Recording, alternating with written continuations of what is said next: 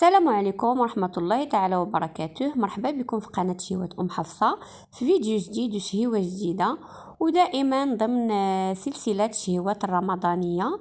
اليوم غنشارك معكم واحد البسيطلات بالحوت اللي كيجيو زوينين بزاف.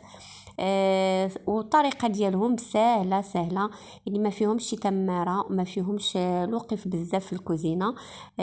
ان شاء الله غادي يعجبوكم وتعتمدوهم، يعني في ضمن يعني الشهوات اللي كتوجدوا لوليداتكم. وقبل ما نبداو، فضلا وليس امرا، ما تنساوش ليا البصيمه وشي تعليق محفز اللي كيشجعني دائما انني نكون معكم. نقولوا بسم الله، وغادي ناخذوا واحد المقيله غادي ندير فيها شويه ديال الزيت، وواحد 4 ديال الفصوص ديال الثومه اللي قطعناهم او لا حكيناهم. كنخليو ديك الثومه حتى كتاخذ واحد اللون ذهبي، وكندير عليها واحد البصله كبيره مشلضه او لا مقطعه على حسب نتوما الاختيار ديالكم. وكنبقى يعني كنحرك في ديك البصيله باش كتشرب ليا داك المذاق ديال الثومه. البصيله ديالي راها كطيب، كناخذ الشعريه الصينيه. من الاحسن خذوا شعريه ديال الرز لان كتكون يعني ناشفه ملي كتسقطر. وكنخليها واحد تقريبا 5 دقائق، وكناخذ واحد المقله اخرى وكندير فيها الزيت، وكنجيب القيمرون اولا الكروفيت كما كنقولوا حنايا. كنقليه في ديك الزويته كما كتشوفوا معايا، راه منقي ومغسول مزيان. كنخليه في ديك الزويته وكنضيف عليه واحد شويه ديال الابزار وشويه ديال الملحه، وكنخليو داك الكروفيت ديالنا يعني حتى كيطيب. في هذه الاثناء البصله ديالنا وجدات، غادي ناخذ واحد الكميه ديال الحوت الابيض اللي كناخذو عند واحد السيد اللي هو اسماك المهدي، راه معروف حتى هو في الجهه ديال الدار البيضاء، وعنده القناه ديالو يعني على اليوتيوب حتى هو. غنخلي لكم الرابط ديالو في صندوق الوصف.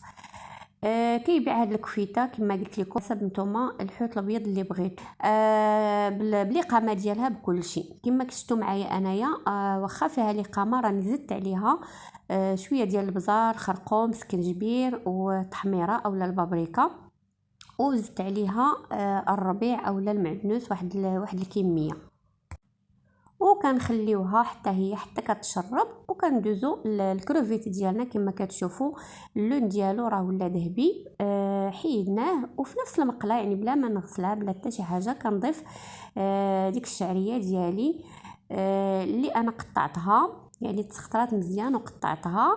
كنضيفها في ديك المقيله باش كتشرب ليا يعني ديك النسمه ديال ديك الكروفيت. كما قلت لكم راه الطريقه سهله ماهله.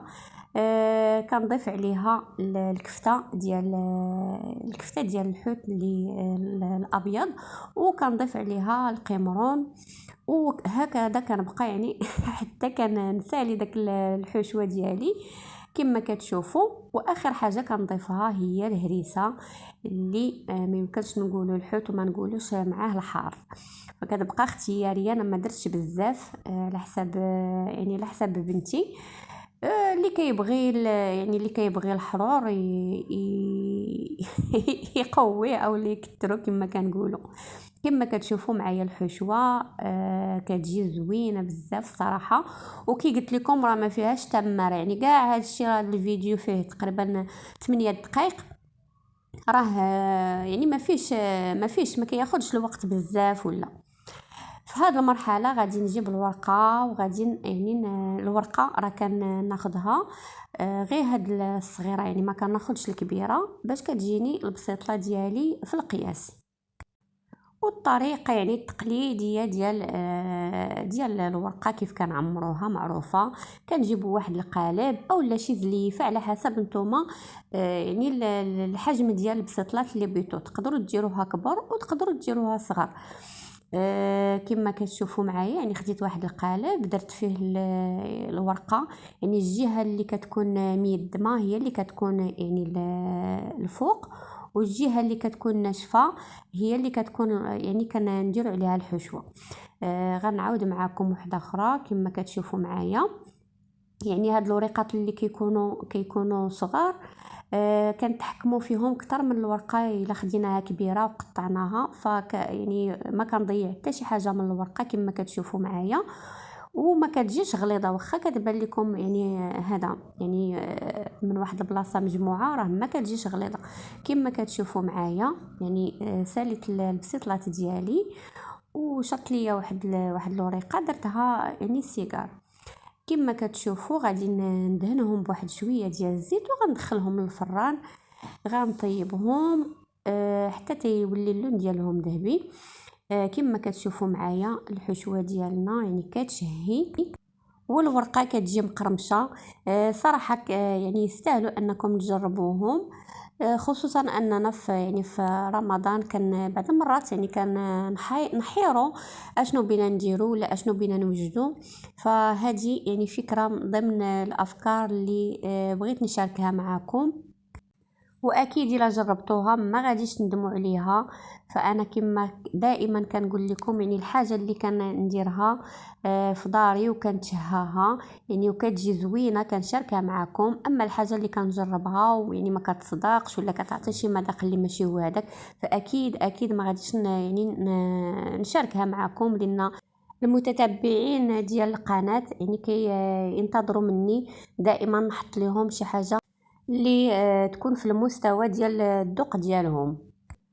وصلنا للنهاية ديال الفيديو. شكرا لكم على المتابعة ديالكم، شكرا للدعم ديالكم، وشكرا للناس اللي كيسولوا فيا في الخاص وكيسولوني علاش غبرت غير مع الوقت وصافي.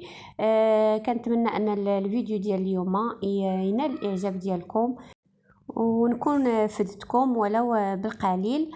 ان شاء الله ونتلاقاو في فيديو جديد وشهيوة جديدة ان شاء الله، ودائما يعني ضمن سلسلة ديال الشهيوات الرمضانية. الى اللقاء في فيديو قادم.